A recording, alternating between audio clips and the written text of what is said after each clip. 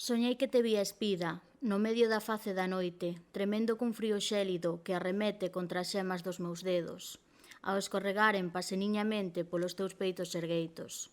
Soñei con poder achegarme aos cumes e asexar entre as sombras dun desexo inaudito que me fai tremer con cada pulso, como unha vara de vimio verde. Entre os meus soños pulsátiles dun compás acelerado, descubro a cada momento o lene sabor acedo a bicos derradeiros. Hoxe choro por non poder estricar os brazos, acubillarte na quentura dun amante e pensar ilusamente que o frío xa non existe. Quero pensar que non son a guerra, nin a paz desacougante que precede unha tormenta, nin o compás dunha villa aberta cuxa última gota agoniza no desleixo. Prefiro pensar que son unha maquinaria, ruín e frágil, cativeira e efémera cunha única peza para funcionar que leva o teu nome por patente. Agora, cando os meus delirios son incesantes, comeza a orballar sobre nós, e a chuvia, que preguiceira, esvara modiño pola túa pel. Ás veces calma, ás veces fera, ás veces como a branca neve, ás veces coloradiña como o vermello escarlata. Agonizo pois en ciúmes que me consomen, por cada ápice de auga que che recobre, mesturándose en ríos e regos, amargos, húmidos e placenteiros. E así, na mentres penso que estás preto, decátome que é imposible que atraveses a barreira inquebrantable do meu deceso. Que maneira tan intensa de empezar este Oito Miradas número 3. Estamos con Natalia Lema. Hola, Natalia. Hola, boas. E tamén acompáñanos hoxe a segundo da ESO do Instituto IES Terra de Soneira, como ven sendo costume xa neste podcast. Que acabas de ler, Natalia? Que nos acabas de ler? Pois acabo de ler un poema que se chama Delirio, que forma parte do meu último poemario, que se titula da mesma forma, do amor e o delirio. Do meu último poemario. Estamos falando con Natalia Lema, como ben acabamos de dicir. Natalia é unha escritora, unha poeta. De onde ves, Natalia? Pois eu sempre digo que son da Gándara de Baíñas, porque hai que citar de onde un nace para saber a onde un quere chegar, e veño de Baíñas, da miña terra natal, e sempre me gustou escribir, e pois este é o meu último poemario, o primeiro tamén, porque os dous anteriores pois son doutras temáticas, os libros. Dous anteriores, así que xa 3 libros xa publicados. Con cantos anos? Cantos anos tes, Natalia? Eu teño 24 actualmente. 24 anos, unha escritora, podería dicirse precoz. Por así dicilo, sí. Sí? Esa primeira escritora que naceu en Baíñas? Ou houbo máis, que ti sepas?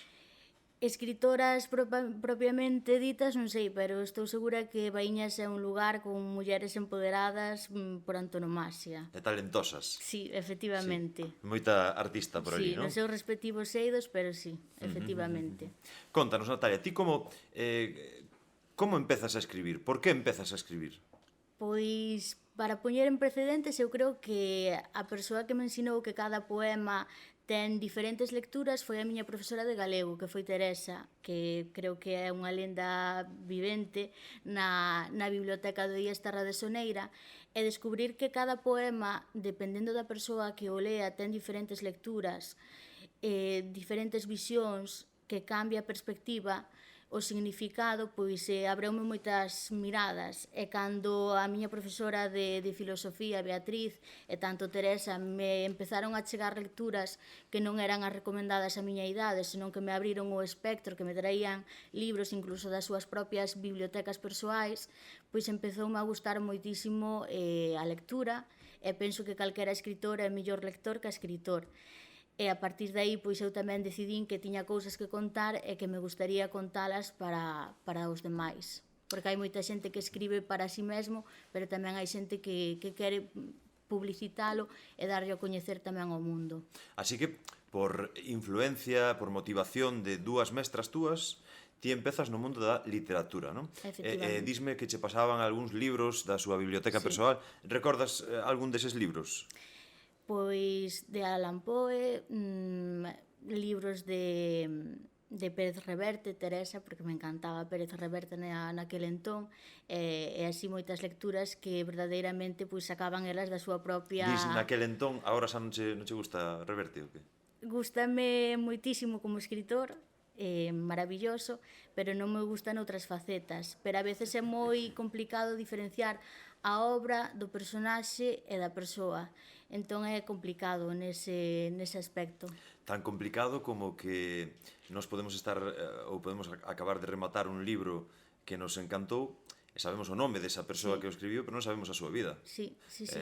Ao mellor, pues, non sei, venme a cabeza, por exemplo, Bukowski, que é un gran literato que admiro moito, pero que na súa vida persoal pois deixaba un pouco que desexar tamén. Sí, efectivamente. Podeche encantar, a mí, por exemplo, encantame o libro de Lolita. Non me gusta, por exemplo, o autor, pero tampouco non é xusto cancelar as obras pola figura do escritor, porque entón estaríamos ante un mundo de cancelacións masivas, teríamos que cancelar ata as propias historias de Disney, porque no contexto actual poderían ser propensas a esa cancelación. E penso que é o peor que se pode facer, volver a esa censura. Falaremos tamén da cancelación, porque é un tema pois moi vixente hoxe en día. Establecendo un paralelismo con eso que acabamos de comentar agora, pois podemos pensar, se pensamos nas obras como nas obras dos artistas como os seus fillos, vamos imaginar un mundo no que pois pensemos, por exemplo, en calquera psicópata, non sei, Charles Manson, por exemplo, pode que teña un fillo e que o seu fillo sexa un encanto. Sí.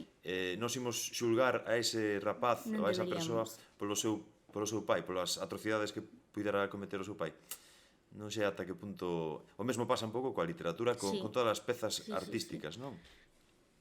Fai pouco, escoitaba tamén un podcast no que se falaba da vida persoal de Picasso. E ao parecer o home tampouco se portaba moi ben coa súa parella ou coas súas parellas e ao mesmo tempo pois é un dos pintores, por non dicir o pintor máis relevante do século. A mí, por exemplo, encántame Dalí, e sempre que podo encántame ir a... Cando vou a Madrid sempre vou ao Prado ou gustame ir ao Museo Reina Sofía. E no Reina Sofía encantan os cadros de Dalí. Pero claro, a súa figura tamén é moi misóxina en certos aspectos, pero pasa o mesmo con Eduardo Pondal, que tamén tiña pois unha obra moi misóxina. Estamos ante iso, se vamos a iso Sánchez Dragó, deberíamos saber o contexto, pero non cancelar as obras. Por exemplo, encántame Salinger de El guardián entre el centeno, que moita xente perturba, e é un libro que ten pois unha perspectiva de que todo o mundo que o lé pois acaba cometendo asesinatos ou que lle cambia a perspectiva. A mí parece un libro precioso, dunha persoa trastornada, cun problema, que non o sabe expresar e lle fai dano a xente. Entón, moitas veces está ben saber o contexto, pero gustaríame que a xente non cancelase polo seu autor unha obra. Se facemos iso, teríamos que cancelar o mundo. Cancelamos a vida, mañán, ala, clausúrase, adiós. Efectivamente.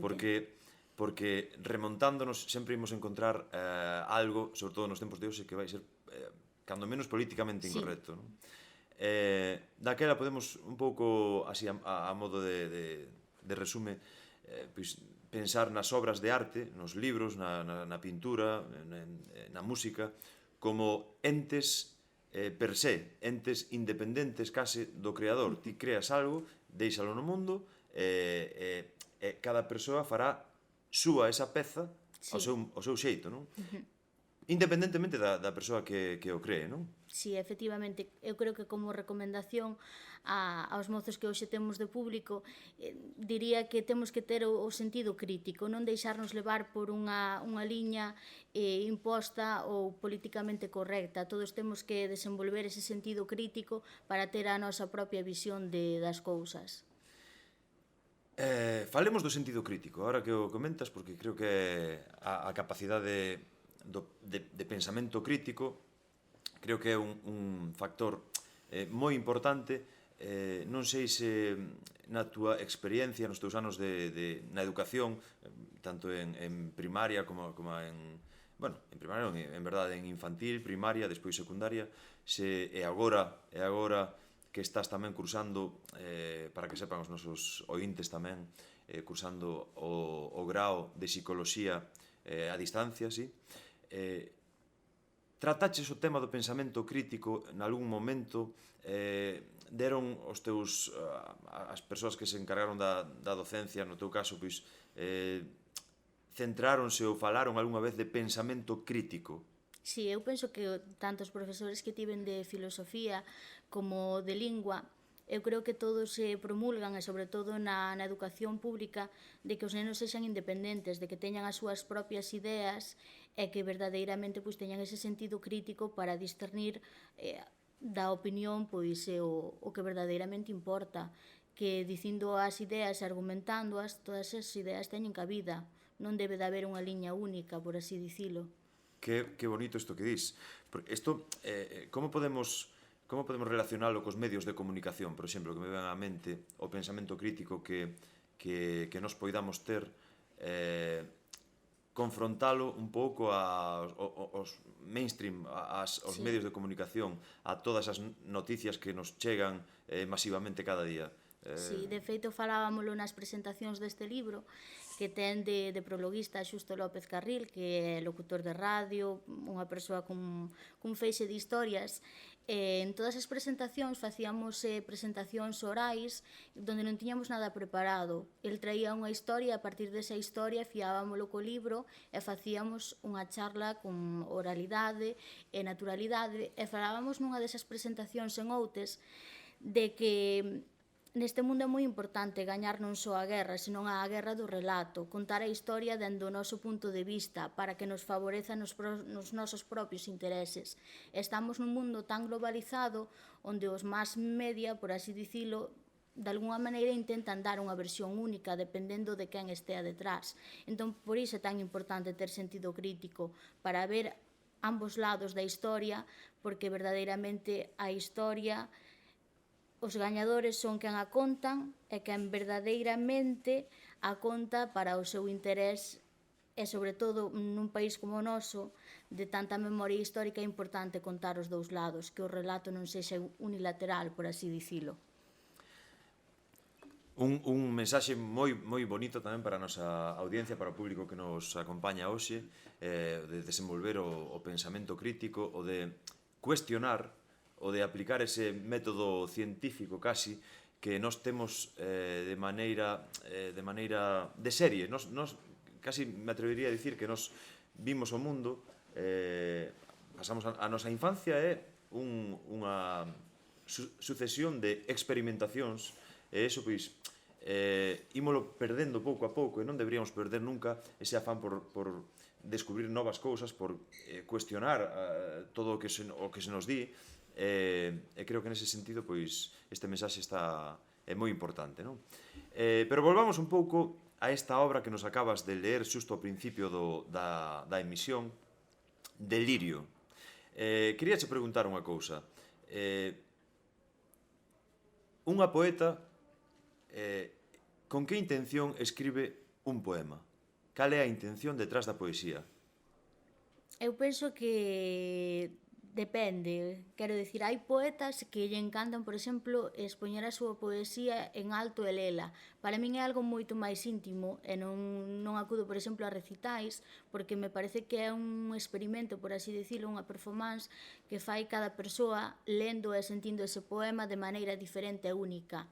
Eu creo que os poemas, cando verdadeiramente tes esa inquedanza e che gusta escribir, xa non é que ti elixas escribir nun momento dado un poema, senón que che ven á cabeza e ata que o soltas, ata que deixa de ser propiamente unha obra túa e o compartes cos demais, ronda a cabeza esa inquedanza e non che solta. Por iso se fala das musas, por iso se fala de que non é algo técnico como escribir, por exemplo, a prosa, que sabes que ten que ter uns requisitos técnicos e que podes estar máis inspirado ou non, pero que tes que ter pois, certo rigor, por así dicir. A poesía é unha forma de escribir que che permite moita plasticidade, porque podes escribir con verso libre, podes escribir con rima, podes escribir cas túas referencias, con faltas de ortografía, sin faltas, con signos de puntuación, sin signos de puntuación. Entón, esa liberdade é a que dá a poesía. Así que, para ti, a poesía tamén pode ser un exercicio de liberdade. Sí, efectivamente, de expresión. De liberdade de expresión. Sí. Cando consideras que un poema está rematado? Cando lees varias veces, sabes que por moito que lle engadas non podes melloralo. E, sobre todo, retomando co tema da expresión, creo que durante moitos anos os poemas se reservaron para as mulleres dunha maneira moi acotada, como dicía Rosalía, que o mundo quería que ela só escribise de flores, de rosas, de cousas prácticamente asignadas ás mulleres. E estamos vendo nas poetisas e nas poetas de hoxe en día que queren falar de temas máis vanguardistas, queren falar de sexualidade, queren falar de temas de vanguarda, de actualidade, rompendo moitas veces eses teitos de cristal e esas acotacións que tiñan para as obras das mulleres. Por lo tanto, bueno, ti eres unha desas mulleres, unha desas poetas máis, digamos, vanguardistas, eres unha poeta contemporánea. Esas temáticas que ti exploras neste poemario teu, neste libro teu do amor e o delirio, como se poderían un pouco, bueno, nomear? Que temáticas empregas nas túas poesías? Pois o que quería emular no libro é que o lector fixese un percorrido dende a adolescencia, pasando pola adultez, e no último poema, que é a volta á casa dos avós, quería facer ese círculo, é dicir, cando chegamos á vellez, queremos volver á nenez, queremos cerrar o círculo. Entón, para min era importante que volver á casa dos avós, querer ser nenos por derradeira vez, para min era bastante importante, que se vise que a vida é un ciclo. Un ciclo, non? Queres Sí. un pouco transmitir o ciclo da vida. Efectivamente, que a vida non é unha parábola, senón que volvemos sempre ao punto de inicio. Este delirio que nos deleitaches antes é, bueno, que un pouco me tincha aí nun compromiso, porque acabas de dicirme que prefires que a poesía que cada unha lea para así. Claro, eu chego aquí e penso, creo que pode ser unha boa idea aquí leelo e tal, pero non, bueno, cada un nas súas casas que merque o libro do amor e o delirio, que, bueno, despois diremos tamén como podemos conseguilo, e que interiorice, que faga súas cada unha das pezas que contén o libro. Falábamos dese ciclo da vida. Este poema que nos liches antes era intenso, era un poema con temática, poderíase chamar erótica. Sí, efectivamente. Eu creo que en moitos dos poemas tamén inspireime, por así dicilo, na literatura xaponesa. Por exemplo, encantan os libros de Yasunari Kawabata, que son moi intensos, que incluso García Márquez fixo, por así dicilo, a súa propia versión, con memorias de mis putas tristes. Entón, gustame moitísimo tamén a literatura erótica, e para mí tamén era unha forma de collelo como referencia e emulalo neste libro. Así que literatura erótica de influencia xaponesa. Sí. Como se chamaba o autor que dixeches? Yasunari Kawabata. Kawabata. E algún título para que a nosa audiencia poida tamén, se que te lembras, algún título de él ou... La casa de las muñecas, se non estou equivocada, pero lino fai moitos anos. É poesía? Non, é prosa. É prosa. Sí, que de feito García Márquez fixo a mesma versión do libro, pero co seu estilo. La casa de las muñecas. Os autores, bueno, toda a cultura oriental, pois é como casi doutro planeta, non? Sí, Teñen efectivamente. unha idiosincrasia. Unha maneira narrativa moi especial. Falábamos fai un momentiño deses títulos que che recomendaban, que che facían chegar as túas mestras, esas dúas mestras. Como se chamaban? Beatriz e Teresa. Un saúdo, Beatriz, Teresa. Por favor. Gracias por Créditos. polas vosas influencias. Pero se tivéramos que falar dun só libro, un libro que che marcou totalmente, ese libro que todo o mundo temos, todo o mundo ten ese libro, que che cambiou, porque realmente unha obra de arte pode chegar a transformar a vida dunha persoa, non? Existe ese libro. Que libro nos dirías que marcou un antes e un despois, se é que a pregunta ten lugar, claro? Eu diría dous, e os dous son hispanoamericanos. O primeiro sería Un viejo que leía novelas de amor, de Luis Sepúlveda, que me parece unha novela cortiña, rapidísima, super romántica, que fala desa vida tenra, da consecución da vida e de como vives a vellez, por así dicilo. E o segundo diría El coronel no tiene quien le escriba, que para min pois, é a alma mater de García Márquez, un libro que moitas veces pois, vapuleado por outros que teñen máis renome en García Márquez, pero para min el coronel no tiene quen le escriba representa algo moi tácito e moi real, non?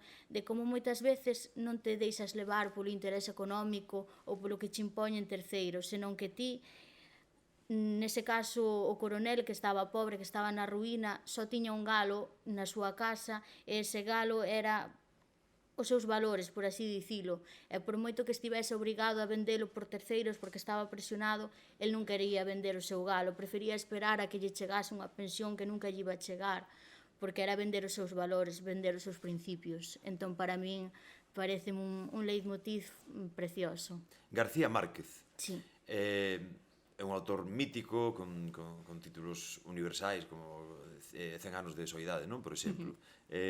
Recomendas algunha das súas obras para certas idades ou porque antes de darlle a rec estábamos comentando que pode que un libro nos afecte de maneira diferencial segundo a idade que teñamos. Sí. É dicir, se temos o infortunio de que un gran libro cae nas nosas mans no momento equivocado, sí, estábamos perdendo ao mellor unha obra maravillosa.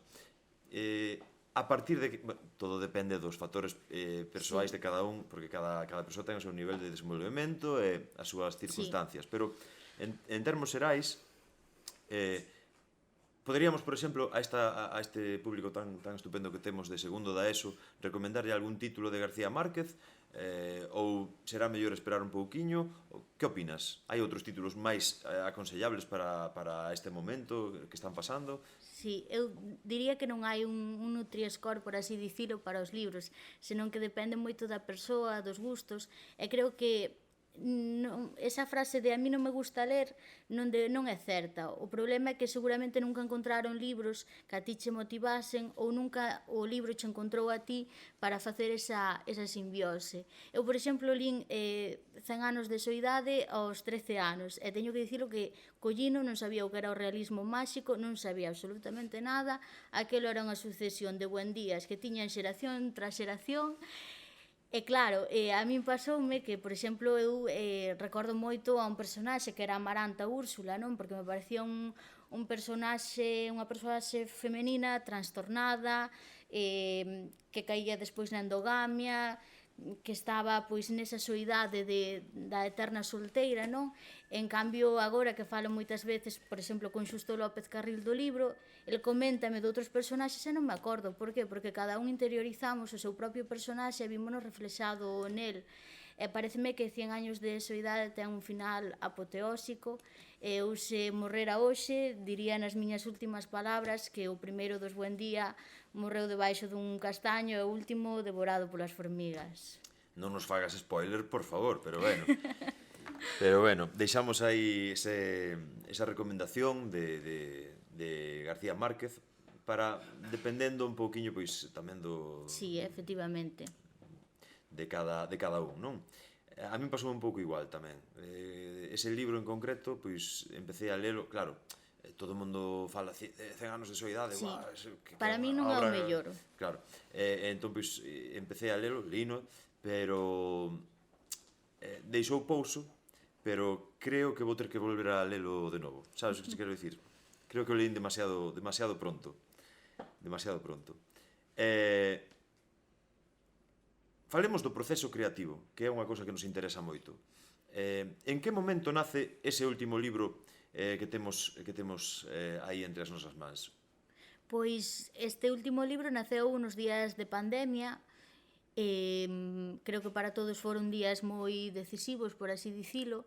Entón, pois, a veces xurdían os poemas nun post-it, e iba guardando post-it, e a recompilación de todos estes poemas pois foron armando o libro pois dende o comezo ata o final. Pero publicouse no 2021 a finais, é dicir que houve pois un transo para digerilo, para revisalo e para todo. É dicir que nace neses momentos que houve que estar encerrados e todo eso. Unha pregunta que sempre me fago sobre este tipo de procesos é inspiración ou traballo? Inspiración no meu caso. No teu caso? Sí. Sabes de algún outro, bueno, supoño que igual no mundo no que te moves, igual en algunha outra presentación tes coincidido con máis xente que se dedica á literatura. Non sei se eu teño escoitado esa famosa máxima de que a inspiración, que as musas che collen, que che pillen traballando. Sí, tamén. Efectivamente, por moita inspiración que teñas, se non hai un traballo detrás de buscar editorial, de facer unha revisión, de buscar unha persoa que faga a simbiose perfecta co teu libro, porque coller un prologuista que verdadeiramente non ten relación co libro, que non lle gusta, que non... Tens que encontrar a persoa adecuada no momento adecuado. Por exemplo, eu no segundo libro que publiquei, que era un manual, pois escribiño un correo ao presidente do Colexio Técnico de Enxeñeiros de Lugo, porque vi unha foto del que estaba... era un manual sobre tractores, ele estaba tocando a gaita cun tractor novísimo de 100.000 euros e ao lado pois un tractor dos anos 50. E parecía unha simbiose perfecta e sabía o seu traballo e parecía unha persoa correcta nese momento. Eu creo que é moi importante tamén rodearte de persoas que sigan o teu proxecto e que o vivan da mesma forma. Que é a inspiración? A inspiración é esa idea que te persigue e que non te deixa ata que a soltas. Como se sinte? Como se sinte? Como ti sabes cando estás inspirada? De repente abrense os ollos, dilatanse as pupilas ou como... É esa electricidade de saber que tes algo entre mans, que está ben e que o queres levar adiante. E sempre chega a bo porto, é dicir, ti tes ese momento de lucidez, de repente posta a escribir e todo sae ben a primeira ou... Non, e moitas veces sobre todo pasa que a idea que che parece maravillosa, que che parece a máis mellor, sin precedentes, pois verdadeiramente despois preséntala a un concurso e non o gañas. E outra que quizáis presentaches por inercia, parecelle que ten ese punto locuaz. É dicir, que depende moito tamén da visión de quen o lé e do momento en que o lé. Non é matemática pura nese sentido. A xente lê poesía? Sí que lê poesía. Sí que lé poesía. Fanche chegar iso a través de, bueno, por exemplo, deste último exemplar, que poderíamos dicir? Fixeches unha edición unha tirada amplia? Ou... Sí, de 500 libros de primeira, que é moi reducida, pero, bueno, a verdade é que se foi vendendo ben. Queremos telo aquí na biblioteca, que estamos na biblioteca de Vimianzo, por certo. Creo que temos este exemplar do amor e do delirio para quen queira vir recollelo co seu carné pertinente e todo eso, non?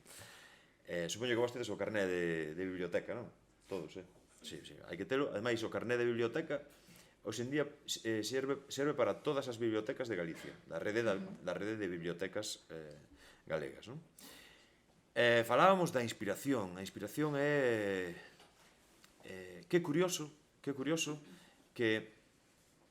xusto nese momento de oscuridade, como pode ser ese momento de pandemia mundial, de encerro masivo, coas súas luces, as súas sombras, coa súa...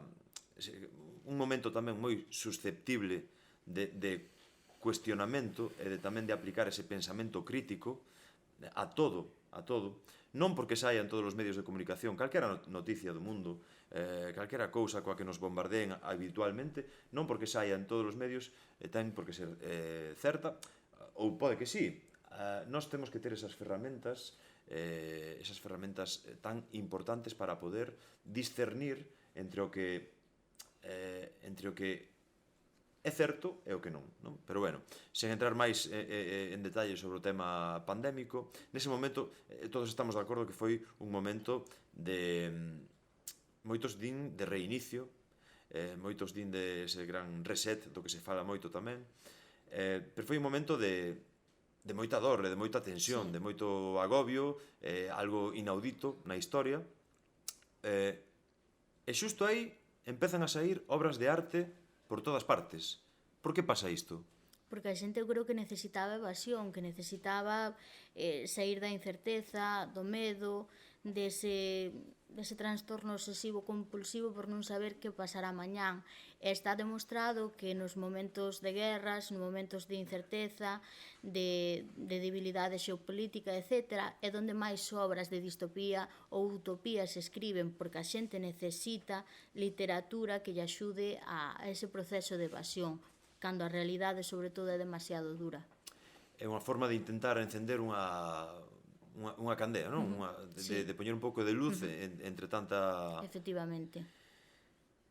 E cando se escribe unha obra ou cando se crea unha obra de temática, digamos, bueno, no que predominan as emocións tristes, esa persoa que a está escribindo pode estar nun momento de euforia, de felicidade. Pode estar nun momento de euforia e tamén pode acabar lendo o poema cando xa está acabado e facerlle chorar, non? Eu acórdome unha profesora que tiven de castelán que me dicía moitas veces: un poema pode ser algo plástico que les nun momento dado e non che xera ningún tipo de interés ou emoción, e pode ser nun momento dado que estás nunha situación susceptible que che cause vaguas ou risas.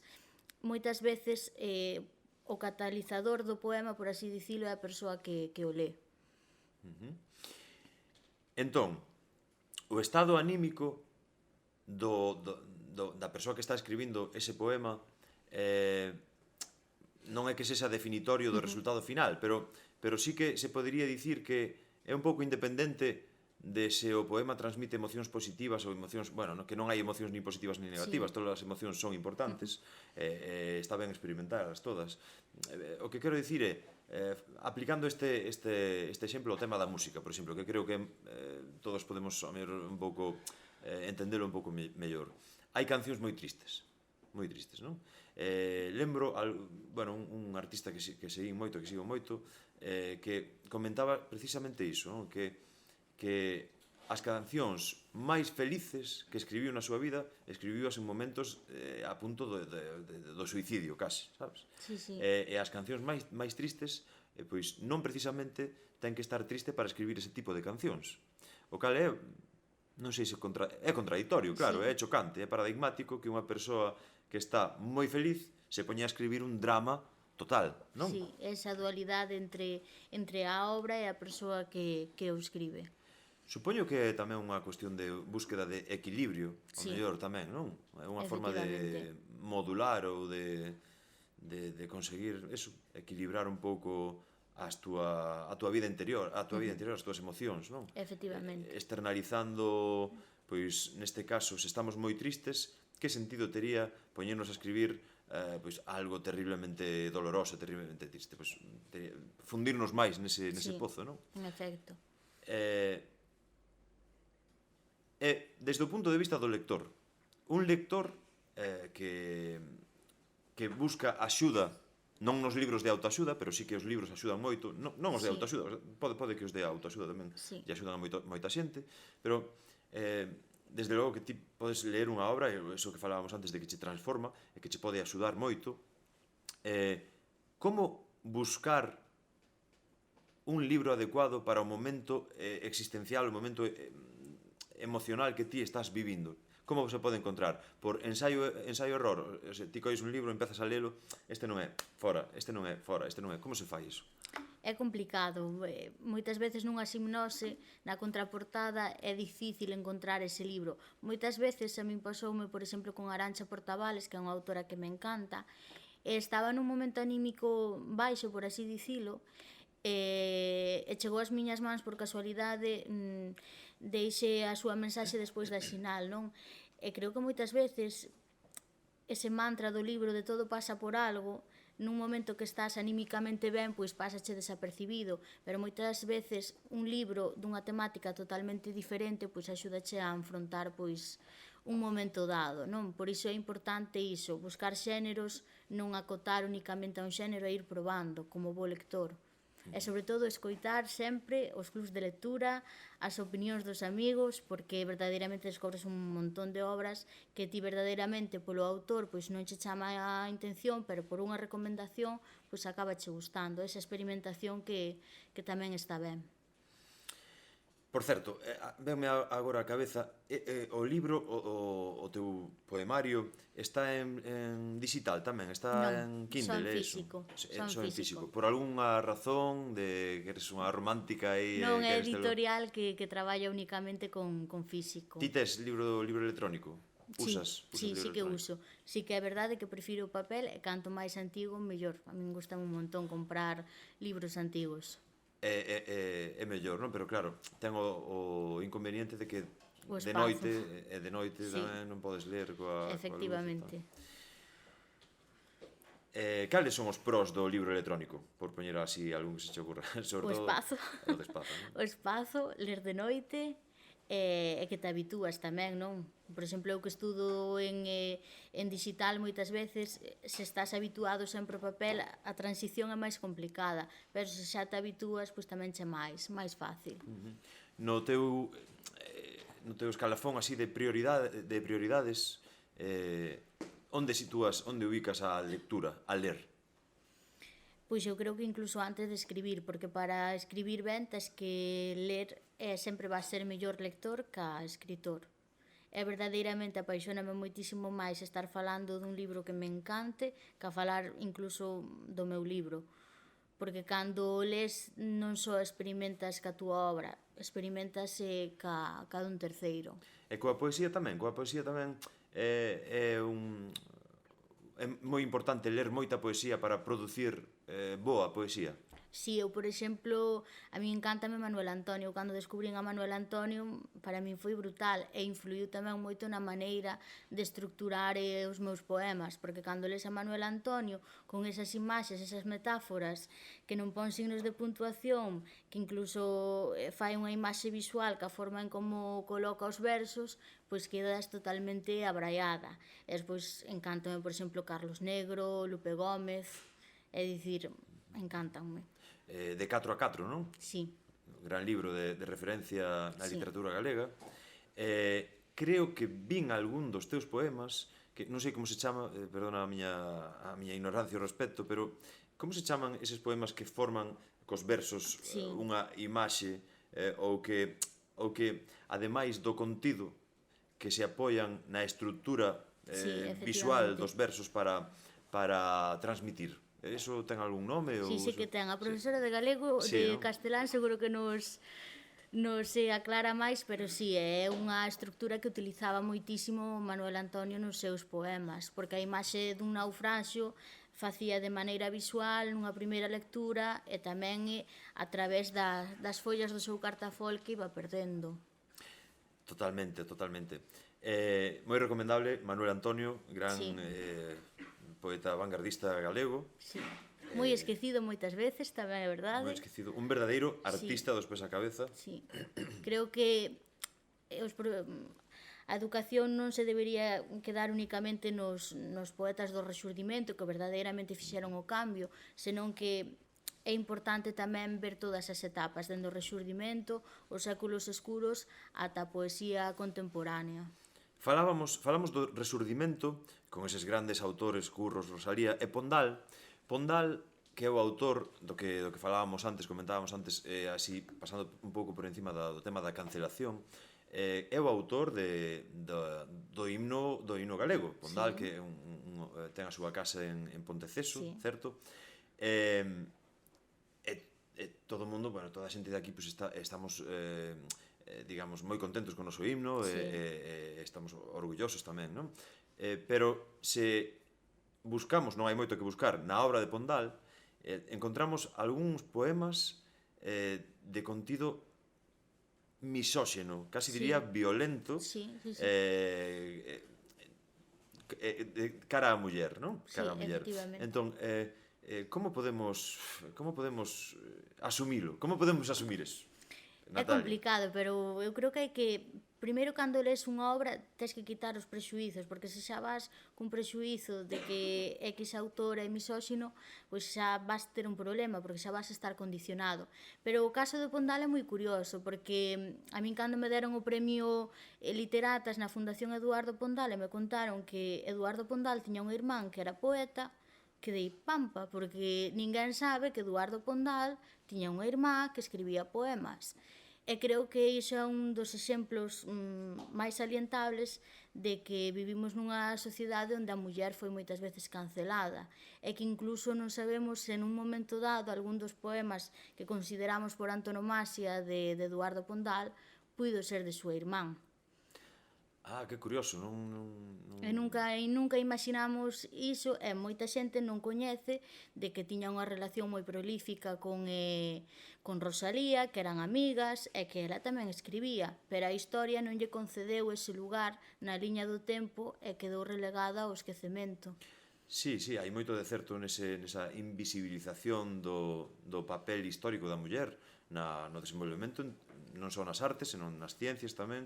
Todos lembramos a Rosalind Franklin, por Sí, exemplo, co seu descubrimento da doble hélice do ADN, que polo que premiaron co Nobel a tres homes, creo que sí. eran Watson, Crick, e non sei quen era o outro, non? Ou incluso falase moito tamén de Mileva Maric, que era a esposa de, creo recordar, espero non meter a pata, isto vai quedar grabado, vanme machacar, haters, tranquilos. Mileva Maric de Einstein, creo que era, non? Bueno, non sei. Sí. Dice que moitos dos descubrimentos de Einstein estaban moi influenciados pola súa muller.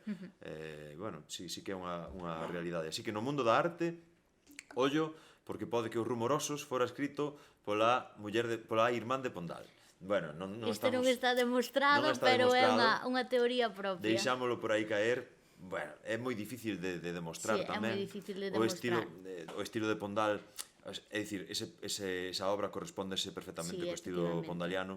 Así que, bueno, pois pode que... Pero sí que estaría ben que coñecésemos tamén os poemas de Eduarda, porque verdadeiramente ela tamén escribiu. Como se chamaba? Eduarda. O Sí. Eduardo e Eduarda. Sí, moi originais. E os pais, cuidado. Sí. Entón, pues, ahora, imagínate, Pondal era bastante misóxino, ao mellor porque a súa irmá escribía mellor que a él, Sí. Cuidado. E moitas veces porque eu penso que, por exemplo, Reverte ou Sánchez Dragó, que moitas veces tamén teñen eses tintes non misóxinos, pero polémicos, por así dicilo, moitas veces tamén queres xerar no lector ese argumentario, esa polémica, non? Aínda que ti verdadeiramente quizás non teñas esa corrente de pensamento, porque tamén é o seu método de traballo, de chegar a xente, de xerar debate. Respeto máximo para Sí. as obras de todo o mundo. Sí, eu non creo na cancelación, creo que ninguén debería ser cancelado pola súa obra, porque entón quedaríamos en escritores como Nabokov, como moitísimos, que verdadeiramente as súas obras son brillantes e creo que hai que discernir moi ben pois o personaxe, o autor e a obra. Totalmente. Hoxe en día, volvendo a esa cancelación da que falamos, hai casos de artistas ou de xente que estea sendo cancelada por algunha razón? Venche así a cabeza? Eu penso que sí, que o vemos xa nas redes sociais, non? No momento que unha persoa di algo que non é politicamente correcto, pois verdadeiramente pois xa tes os haters, xa tes un montón de xente que che corrixe, que cho di dunha maneira moitas veces pouco afable, que seguramente se non tiveran unha pantalla diante non o dirían da mesma forma. Entón, creo que sí que existe a cancelación. E que existe tamén o paternalismo e a condescendencia cando non entras moitas veces nos moldes establecidos, que tamén pasa. Políticamente incorrecto. O que nos anos 90 ou nos anos 80 se podía falar con total tranquilidade, hoxe cada vez vai habendo máis e máis cousas políticamente incorrectas, certo? Isto débese a que somos máis fráxiles? Pode ser, eu creo que sí, que somos máis fráxiles e penso que sobre todo nas novas xeracións que queremos facer como unha burbulla de cristal, acotarlle un mundo idílico e feliz, e verdadeiramente o mundo non é idílico e feliz, senón que ten moitos polos. E acotar a obras pois políticamente correctas, sin ningún tipo de machismo, sin ningún tipo de tema, pois por así dicilo, polémico, creo que é un erro bastante grave. O mundo non é idílico. O mundo ten cousas, ten luces e sombras. Sí, ten cousas, de feito, non se pode entender, así poñéndonos un pouco poéticos, non se pode entender a luz sen a oscuridade, non pode ser, non existe. É preciso o yin e o yang, necesítase contraste para saber se unha persoa está feliz, está contento as 24 horas ou ten un estímulo que o fai estar contento as 24 horas ou durante un tempo determinado, ao final ese estímulo, non vai conseguir ese Non. obxectivo, non? Ten que haber, digamos, unhas altibaixos na vida dunha Sí. persoa, non? E tamén para o proceso creativo, certo? Cales son os momentos da túa vida persoal, se é que podemos entrar un poquinho nese tema, que che marcan como persoa e tamén como escritora? Pois eu creo que os momentos persoais foi iso, pois eu nacín nunha aldea con moi pouquiñas casas, eu non podía ir xogar, por exemplo, todos os días á praza cos meus amigos como eles facían, non? Entón sí que foi unha persoa pois dende sempre moi solitaria, moi introspectiva. E despois eu creo que máis adiante o que verdadeiramente me marcou pois foi a morte de meu avó, que morreu de Alzheimer, entón pois descubrir todas as etapas vitais, por así dicilo, do Alzheimer e descubrir que é unha enfermidade verdadeiramente degenerativa e terminal, pois creo que foi algo que verdadeiramente me marcou, porque as persoas con Alzheimer desconéctanse, por así dicir, da realidade e un bloque establecese entre as súas familias e eles. E tamén os cuidadores, por así dicilo, pois sofren pola persoa que está mal e tamén teñen que renunciar moitas veces a cousas para levar a cabo eses cuidados. E creo que a muller, por exemplo, é unha das grandes afectadas nese sentido, porque moitas veces recae sobre ela todo o peso do cuidado. É moi frecuente que os coidados sexan sempre pois, practicados pola muller Sí. na nosa sociedade, iso é así, non? O ciclo vital que está vixente, patente no teu libro de poemas, ese ciclo vital, chega ata eses momentos finais, ata o Alzheimer, ata o final, ata a morte. Este libro, por así dicilo, non fala do Alzheimer, si que regresan á casa dos avós como último poema, pero sí que hai un poemario en proceso de que sí que fala das etapas, non? Das etapas do Alzheimer a través de poemas. Parte deses poemas foron premiados no Xuventude Crea e verdadeiramente o poema comeza así: avó nunca quixo morrer. E a verdade, cando unha persoa acepta a morte, tamén fai que a transición para os seus familiares sexa máis sinxelo. Pero cando a persoa enferma pois ten medo á morte, tamén dificulta moito ese transo. Creo que estamos moi acostumados falando de cancelación, de cancelar a morte de por sí.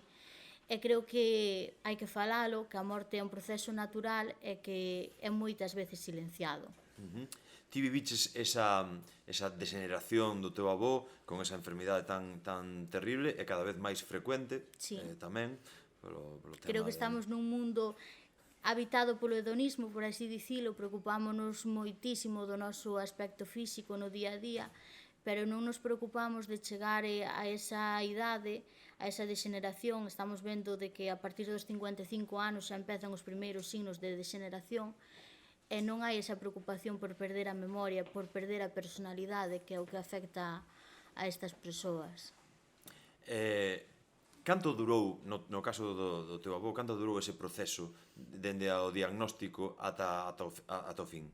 Pois son 10 anos, non? Eu creo que a xente non concibe o Alzheimer, por así dicilo, como unha enfermidade terminal.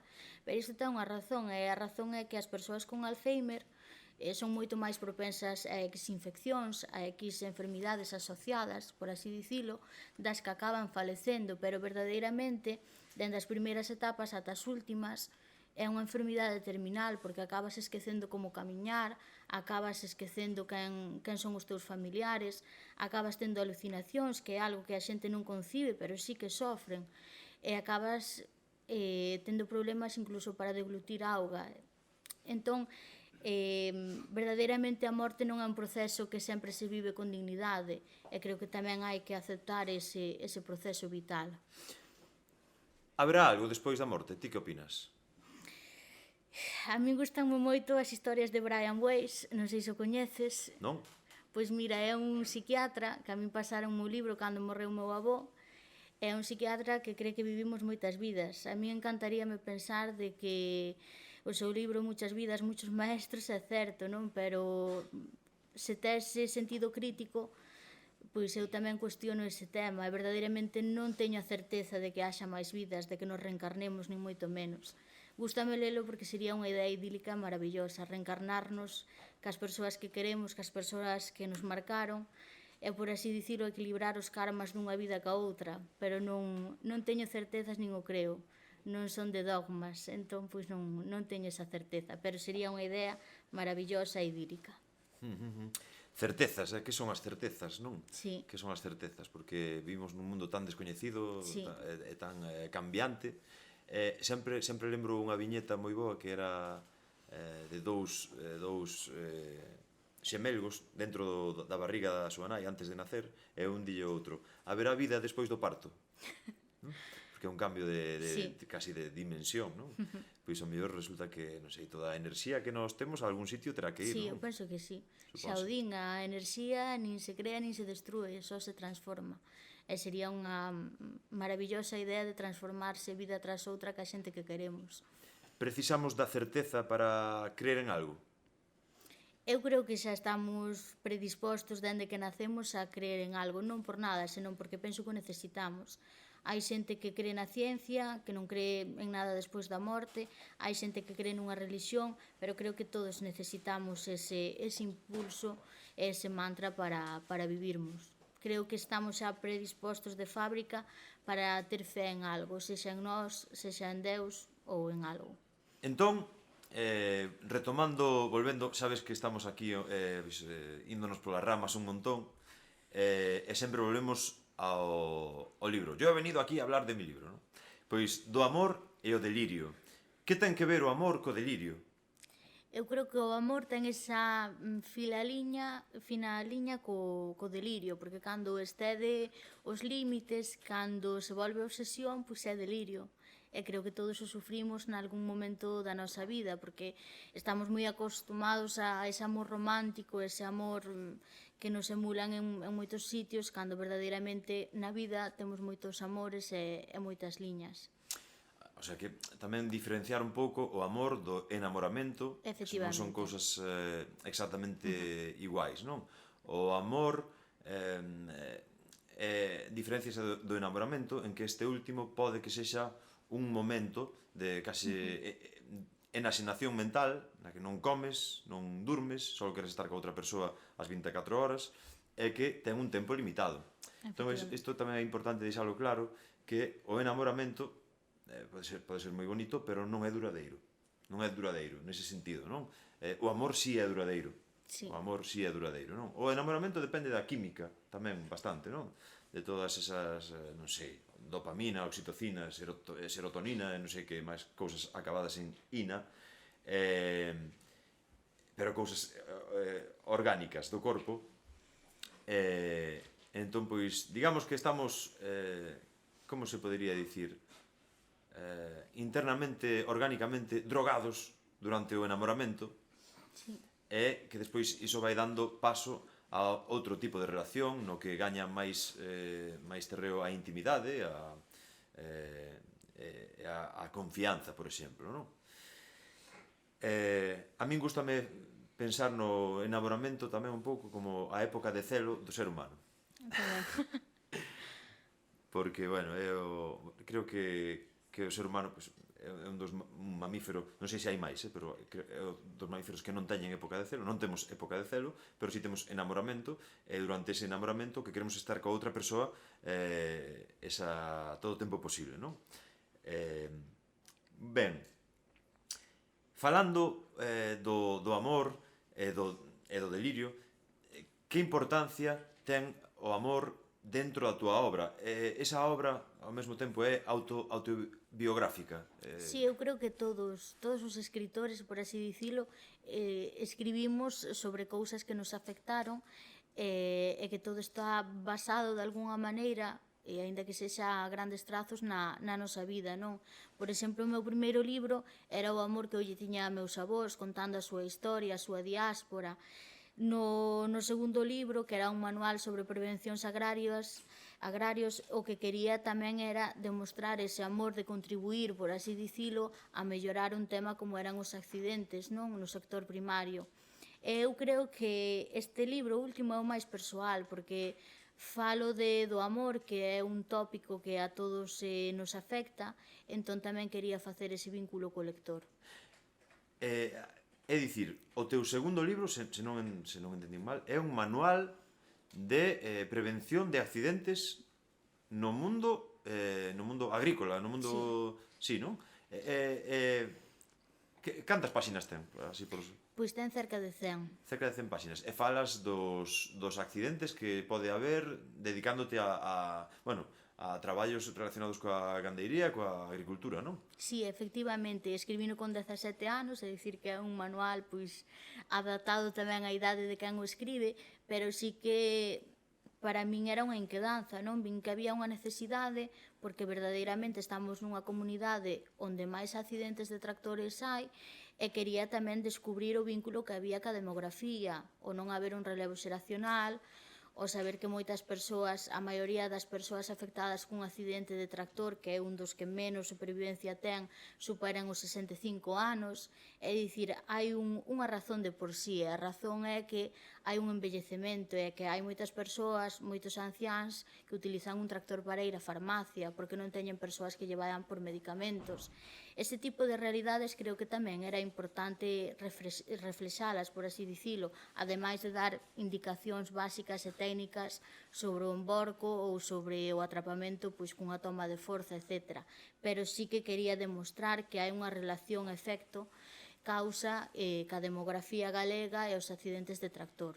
E dentro dese manual de prevención de riscos no mundo agroganadeiro, que casuística, así, algo que nos resulta así curioso, que cousas, non sei, cales son os accidentes así máis extravagantes, se se pode dicir iso, non?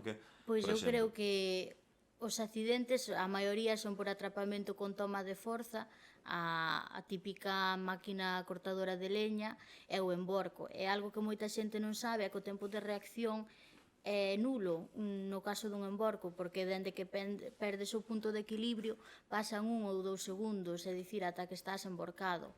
E ademais a legislación é moi laxa, porque os tractores anteriores ao ano 79 non están tampouco moi obrigados, por así dicilo, a levar arcos ou cabinas. É dicir, estamos cunha legislación moi laxa, estamos cunha crise demográfica que fomenta este tipo de tractores. E o que tamén descubrimos, o debate que xeramos, é que na primeira parte do século XX, principios da segunda, houbo marcas que revolucionaron o sector agrario. Ata fai non moito tempo non había tractores. Nosos avós utilizaban as vacas e os apeiros de labranza. Estamos descubrindo que marcas como Massey Ferguson está en África reproducindo ese mesmo tipo de evolución e transición para modernizar países que están en transición, que están evolucionando, non?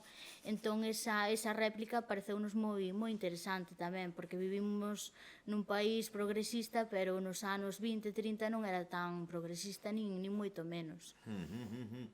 Totalmente de acordo. Unha cousa, dentro dese libro, dese manual, do teu segundo libro, recolles, por exemplo, pois o risco de que che ataque un animal, de que che truque unha vaca ou así. Incluímos, por exemplo, os ataques de velutina, que parece algo moi sinxelo, pero a xente pois corre no lugar equivocado, é dicir... Houve mortes por eso? Sí, efectivamente, non? Era algo que parece a priori moi sinxelo, pero que sí que causa mortes. Primeiro libro, así, para nomear un poquinho toda a túa obra, non? O primeiro libro chamase Baos. Baos, de onde ven ese nome? Pois Baos era a vila na que vivían meus avós.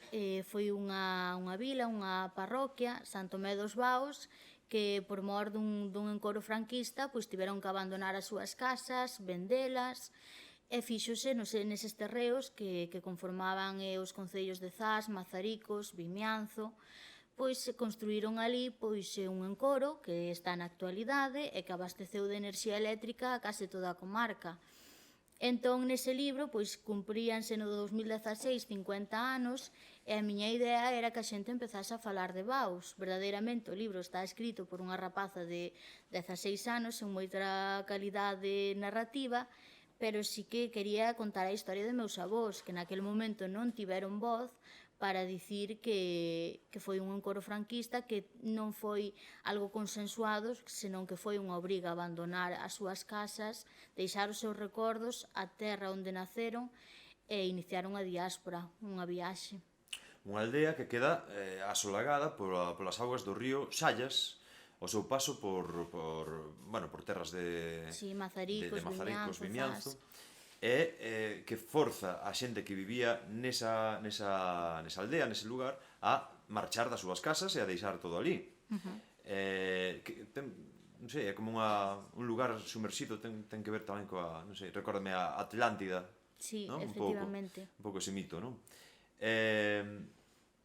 Fantástica obra, a de Natalia Lema, desde Baos, pasando polo seu manual. Cal é o título completo do manual? Manual de Prevención de Riscos Agrarios na Costa da Morte. Manual de Prevención de Riscos Agrarios na Costa da Morte.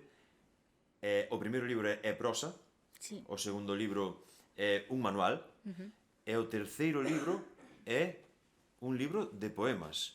Agora que vai ser o próximo? Unha recetas de cociña, pode, ou algo? Non, polo momento non. É que dáse a todo un pouco. O que estamos traballando con Mabel Montes, que vai ser a prologuista, é que queremos recuperar a idea máis próxima, non? O relato en primeira persoa desas persoas que abandonaron Baos e Castrerón e que actualmente están desaparecendo porque están morrendo. Entón, o seu relato vital estás esquecendo.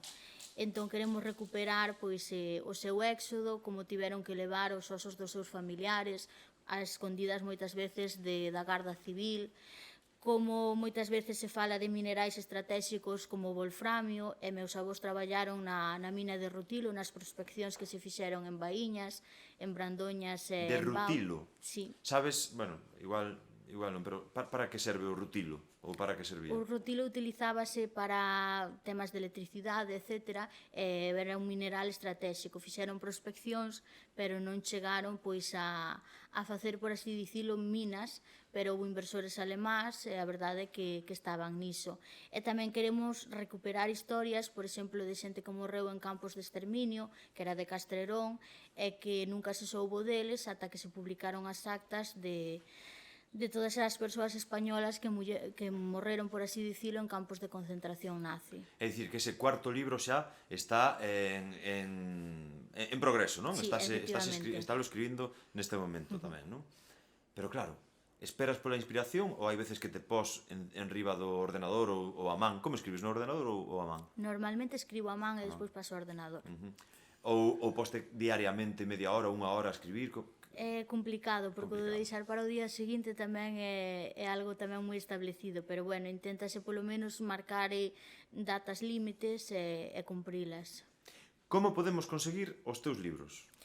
Pois a primeira edición de Baos e a segunda están totalmente agotadas, porque a verdade é que foi un furor, moita xente maior víase identificada no libro e compráronse moitos exemplares. O segundo tamén está agotado e o que se pode adquirir agora mesmo é Do amor e o delirio.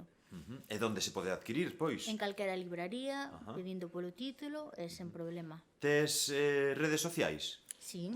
Podenche pedir a ti o libro directamente ou non? Normalmente por librería, que é máis rápido.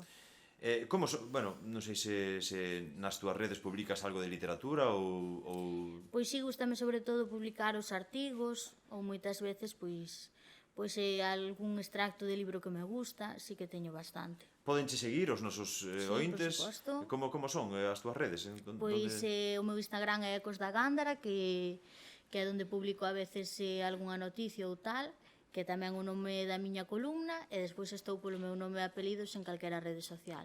Da columna que escribes semanalmente, sí? Sí. Bueno, ou case semanalmente. Case semanalmente.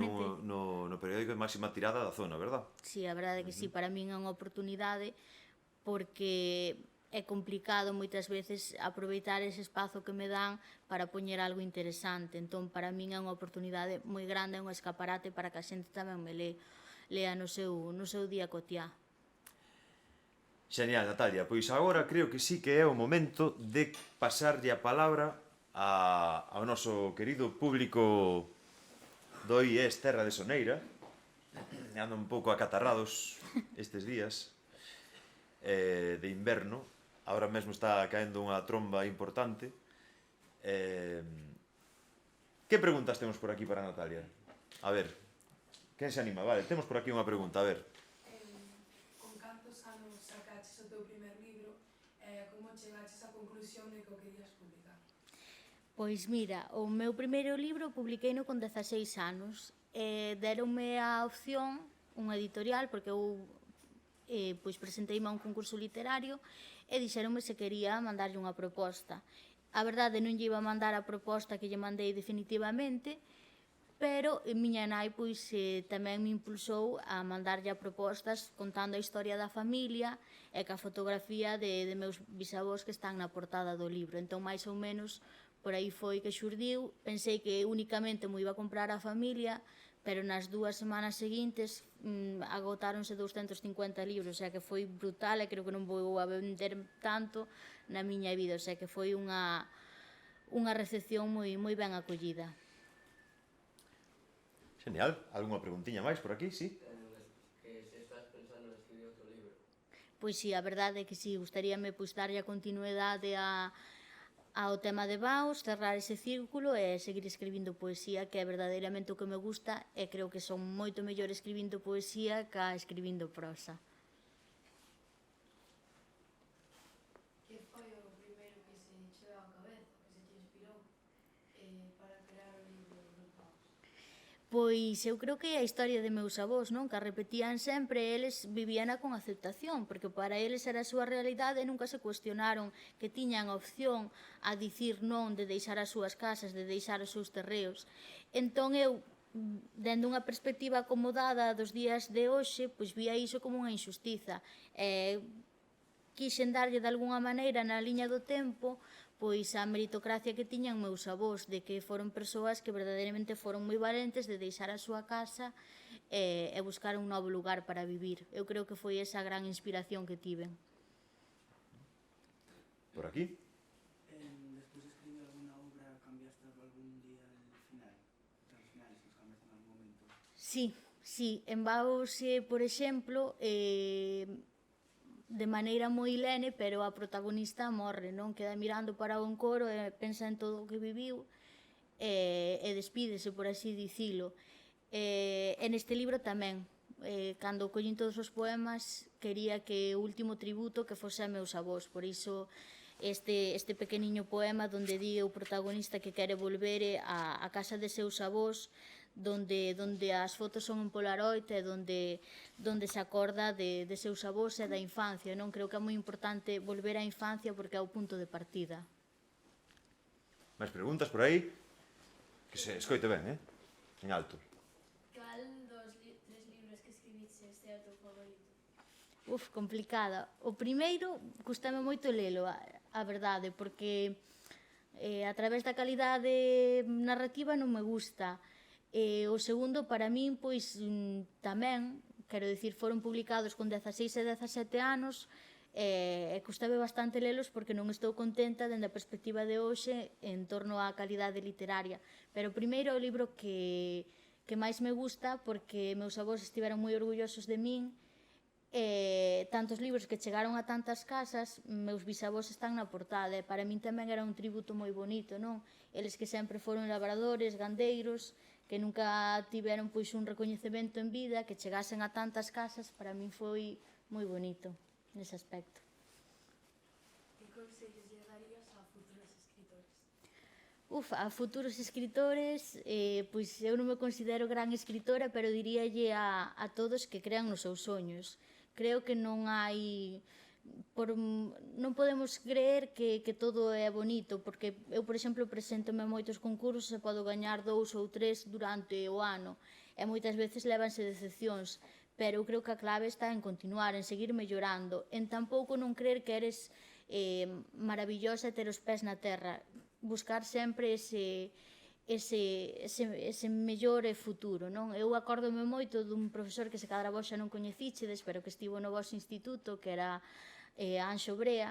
El dicía sempre, hai que intentar sempre ser mellor poeta, e no momento que chegas ao punto máximo que non podes mellorar, quedarte aí, non tirar para atrás.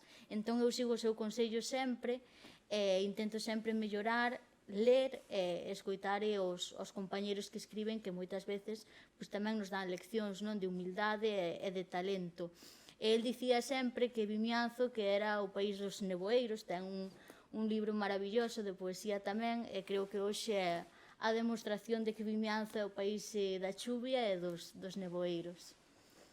Algúnha pregunta máis en voz alta aí, poderosa, que se escoite ben, por aí atrás, sí? Tes pensado seguir escribindo cando te xubiles? Buf. Pois mira, se che digo a verdade, escribí moito máis do que escribo, non? Creo que durante moito tempo, sobre todo na miña adolescencia, centreime moito en escribir, en gañar premios, en facer presentacións, non? E agora estou descubrindo outras cousas que facer, non? Creo que, como fun tan solitaria e introspectiva na miña adolescencia, que me perdín moitas cousas tamén. Entón agora, pois, tamén lle dou importancia a quedar a tomar un café, a non ir a tantas presentacións, a non obsesionarme con publicar libros xa de inmediato, pero creo que sí, creo que me gustaría seguir escribindo sempre para min ou para os demais, porque creo que as historias che perseguen hasta que as botas fora. En alto, por favor. Cantos libros quererías sacar a teu longo do teu percorrido como escritora? A min gustaría sagalos todos e vendelos todos, pero gustaríame, eu creo que antes miraba máis a cantidade que a calidade, e agora cos anos doume de conta de que a veces vale máis revisalos e vale máis estar contento co produto final ca cantidade, non? E iso demostroume este libro, non? Verdadeiramente vendéronse menos exemplares cos outros, pero a xente gustoulle moitísimo máis a calidade. Entón creo que gustaríame publicar moitos libros e que a xente vise que hai calidade e literatura neles. Algúnha máis xa para ir rematando coas preguntas? Sí, en alto, por favor. Escribiches algún libro que non fora publicado? Sí, por exemplo, teño unha novela sobre o cura Graña, que foi un cura de preto de Padrón, que tivo pois un escarceo cunha criada e tiveron unha relación que se repite moito nas parroquias galegas. Entón sí que emulei, por así dicilo, a correspondencia que eles se tiñan de Argentina a España, sen un fundamento histórico, pero a través desa inspiración e quedou sempre guardado no caixón, nunca saiu. Veña, vamos xa coa última pregunta da mañá. Sí, en voz alta, por favor. Si te cuestan escribir os libros. Sí, a ver, é un proceso bastante longo, non? Porque non é só ter o libro, senón que tes que buscar editorial, tes que facer un traballo, non? Por moi bonito que che pareza, despois tes que buscar revisión, tes que buscar editora, ter tempo para as presentacións, entón sí, é un proceso longo, por así dicilo, laborioso. Genial, cantas preguntas, Cantas preguntas. Si, dá gusto. Non teñen gana de volver á clase, claro. Está moi ben, moitas gracias. Gracias. Natalia Lema, gracias por acompañarnos esta mañá chuviosa e traernos a túa obra Do amor e o delirio, un libro que podedes conseguir en calquera libraría e tamén aquí na Biblioteca Municipal de Vimianzo. Non sei se, por exemplo, se eu estou en Corcubión e quero conseguir este libro, témolo ali na Biblioteca de Corcubión tamén, non? Deberíamos de ter. En todas temos este libro, verdad? Eu lino onte, léese moi pronto, non sei cantos poemas son exactamente. Son 20 algo, Son 20 algo, ten unhas ilustracións feitas, creo que dixemos tamén, pola propia autora, feitas a carbón, me dixeches, non?